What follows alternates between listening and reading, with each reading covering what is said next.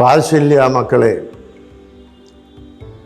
ഇന്ന് നാം വായനാ ദിനം ആചരിക്കുകയാണല്ലോ. വായനാശീലം നമുക്ക് ഒരു ലഹരിയാവണം. ബാല്യകാലത്ത്, ഞാൻ സ്കൂളിൽ പഠിക്കുന്ന കാലത്ത്, ഞങ്ങളുടെ സമീപമുള്ള വാഴൂർ നോവൽറ്റി ക്ലബിൽ നിന്ന് പല പുസ്തകങ്ങളും എടുത്ത് വായിക്കാറുണ്ടായിരുന്നു. നോവലുകളും ഖണ്ഡകാവ്യങ്ങളും അതുപോലെ സംഗീത കവിതാ സമാഹാരങ്ങളും വായിക്കുന്നത് ഒരു ശീലമായിരുന്നു. പഠനത്തോടൊപ്പം വായനയും കൂടെ കൊണ്ടുപോവുക എന്നുള്ളത് നമ്മുടെ പ്രത്യേകമായിരിക്കുന്ന ഒരു ദൗത്യമാണ്. വായിച്ചാൽ വളരും എന്നുള്ളത് നമുക്കറിയാം. വായനയിൽ കൂടി മാത്രമേ നമുക്ക് വിജ്ഞാനം കൂടുതലായി സമ്പാദിക്കാൻ സാധിക്കുകയുള്ളൂ. ഇപ്പോൾ ഞാൻ വായിച്ചുകൊണ്ടിരിക്കുന്നത് പോപ്പ് ഫ്രാൻസിസിനെ കുറിച്ച് ഈയിടയിൽ എൻ്റെ ഒരു സ്നേഹിതൻ എഴുതിയ പുസ്തകമാണ്.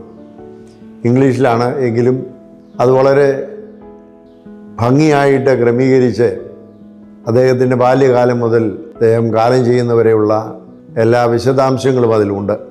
എങ്ങനെയാണ് അർജൻറ്റീനയിലെ ഒരു സാധാരണ ഗ്രാമത്തിൽ ജനിച്ചു വളർന്ന് കത്തോലിക്ക സഭയുടെ ഏറ്റവും പരമോന്നത സ്ഥാനത്ത് അദ്ദേഹം എത്തിയത് എന്നുള്ളത് വളരെ മനോഹരമായി ചിത്രീകരിച്ചിരിക്കുന്ന ഒരു പുസ്തകമാണ്. നമുക്ക് വളരുവാൻ തക്കവണ്ണം നിങ്ങളെല്ലാവരും വായിക്കുന്നവരാകണമെന്നാണ് നമ്മുടെ ആഗ്രഹം. കുറേ നാളുകൾക്ക് മുമ്പ് MD വാസുദേവൻ നായരെ കാണുവാൻ ഞാൻ പോയപ്പോൾ അദ്ദേഹം എനിക്ക് ഒരു പുസ്തകം സമ്മാനം നൽകിയതാണ് ഇപ്പോൾ എൻ്റെ കയ്യിലിരിക്കുന്നത്. ആ പുസ്തകത്തിലെ ഏതാനും കഥകൾ ഞാൻ വായിക്കുകയുണ്ടായി. ഈ കഥകളിൽ ഒരു പ്രത്യേക കഥയാണ് കുട്ടിയടത്തി എന്നുള്ളത്. ആ കഥ വളരെ ഹൃദ്യമായിരിക്കുന്ന ഒന്നാണ്. പണ്ട് വായിച്ചിട്ടുള്ള പാത്തുമ്മയുടെ ആട്, ഓടയിൽ നിന്ന് മുതലായിരിക്കുന്ന കഥകളോട് വളരെ സാമ്യമുള്ളതാണെന്ന് എനിക്ക് തോന്നി. MD വാസുദേവൻ നായരുടെ ഈ കുട്ടിയടത്തി എന്ന ചെറുകഥ ആരംഭിക്കുന്നത് ഒരു വലിയമ്മയ്ക്ക് 2 പെൺമക്കളുണ്ടായിരുന്നു എന്ന് പറഞ്ഞാണ്. ആ പെൺമക്കളുടെ പേരുകൾ വായനയിലൂടെ നിങ്ങൾ കണ്ടെത്തണം. അതിനുശേഷം ഈ വീഡിയോയുടെ താഴെയായിട്ട് നിങ്ങൾ കമൻ്റ് എഴുതുന്നപ്പോൾ അവരുടെ 2 പേരുടെ പേരുകൾ നിങ്ങൾ എഴുതണം.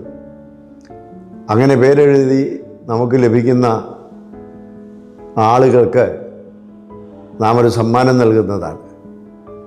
ആദ്യത്തെ 5 പേർക്കായിരിക്കും കൊടുക്കുന്നത്.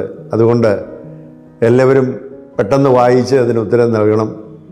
എങ്കിൽ മാത്രമേ സമ്മാനം കിട്ടുകയുള്ളൂ എന്ന് ഓർക്കണം.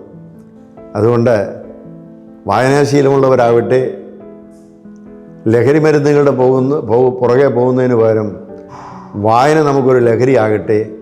നിങ്ങളുടെ വിദ്യാഭ്യാസം സമ്പൂർണ്ണമായിട്ടും വിജയിക്കട്ടെ, ഭാവി ശോഭനമാകട്ടെ. എല്ലാ ആശംസകളും ഈ വായനാ ദിനത്തിൽ നിങ്ങൾക്കെല്ലാവർക്കും നേരുന്നു.